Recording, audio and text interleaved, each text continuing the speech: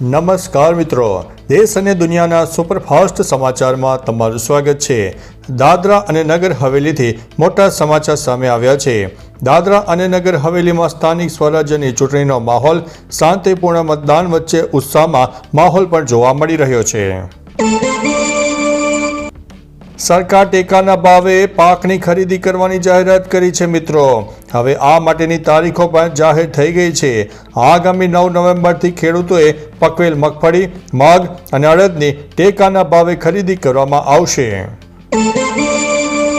4 દિવસથી ગુમ ભારતી આશ્રમના લઘુ મહંત મહાદેવ ભારતીની ભાળ મળી ગઈ છે। જૂનાગઢ સિવિલમાં સારવાર હેઠળ તેઓ જોવા મળ્યા હતા। હુડા સંકલન સમિતિએ 13 નવેમ્બરે હિંમતનગર બંધનું એલાન આપ્યું છે। હિંમતનગર વેપારી એસોસિએશને પણ તેને આપી દીધો છે ટેકો। અમદાવાદના આંગણે ઇન્ટરનેશનલ ફૂલ ફેસ્ટિવલ 2025નું આયોજન, સ્પેન અને નેધરલેન્ડની લિજ્જત માણવાની તક પણ મળવાની છે। સુરેન્દ્રનગરની મુલાકાતે જગદીશ વિશ્વકર્મા ભાજપ પ્રદેશ અધ્યક્ષનો અભિવાદન સમારંભ યોજવામાં આવ્યો હતો। જમ્મુ અને કાશ્મીરમાં સેના અને આતંકવાદીઓ વચ્ચે એન્કાઉન્ટરની ઘટના, ભારે ગોળીબાર પણ થવા પામ્યો હતો। બિહાર વિધાનસભા ચૂંટણીમાં આજે બુધવારે પ્રથમ તબક્કાનું મતદાન યોજાવાનું છે। 121 બેઠકો ઉપર 1314 જેટલા ઉમેદવારો મેદાનમાં ઉતરવાના છે। અરવિંદ કેજરીવાલને મોટી રાહત, રાઉઝ એવન્યુ કોર્ટે પાસપોર્ટ રિન્યુઅલની મંજૂરી આપી દીધી છે। લોકડાઉન દરમિયાન ₹9,000ની નોકરી ગુમાવી, આજે ₹40 કરોડનું ટર્નઓવર છે અને સ્ટાર્ટઅપ પણ બનાવી દીધું છે, જેમાં ગૌશાળાથી AI સુધીની સફર પણ જોવા મળી રહી છે। રાહુલ ગાંધીને લઈને મોટી પ્રેસ કોન્ફરન્સ સામે આવી છે। હરિયાણામાં વોટ ચોરી કરીને સરકાર રચી, 25 લાખ ફેક વોટર જોવા મળ્યા છે। વડોદરાથી મોટા સમાચાર સામે આવ્યા છે।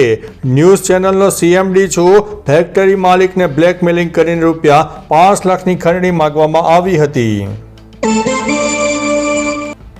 વૌઠામાં ઉભરાયું માનવ મહેરામણ, વરસાદી વિઘ્ન બાદ ફરીથી શરૂ કરાયો છે મેળો, રાઇટ્સની મંજૂરી મળતા લોકોમાં આનંદનો માહોલ છવાઈ ગયો છે।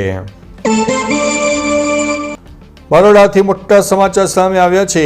કેનેડા મોકલવાના બહાને ₹4.25 લાખ પડાવી લેનાર ટોળકી સામે ફરિયાદ દાખલ કરવામાં આવી છે। બરોડાથી મોટા સમાચાર સામે આવ્યા છે। ગુમ તથા ચોરીના કિસ્સામાં વડોદરા પોલીસે 6.55 લાખનો મુદ્દામાલ માલિકોને પરત કર્યો છે। જામનગરથી મોટા સમાચાર સામે આવ્યા છે। જામનગરમાં બેફામ કાર ચલાવતો શખ્સ CCTVમાં કેદ થઈ જવા પામ્યો છે। પોલીસે વાહનો જપ્ત કરીને કાયદાના પાઠ પણ ભણાવ્યા છે।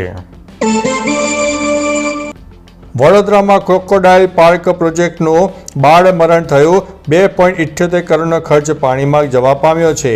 તો ચાલો મિત્રો, ફરીથી દેશ અને દુનિયાના સુપરફાસ્ટ સમાચાર લઈને મળતા રહીશું। ત્યાં સુધી અમને રજા આપશો। નમસ્તે।